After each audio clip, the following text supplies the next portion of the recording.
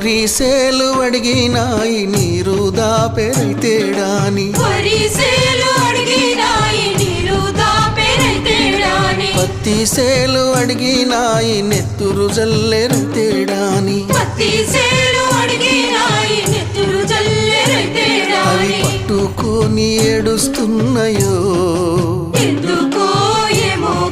తుల్లి తుల్లి ఏడుస్తున్నాయో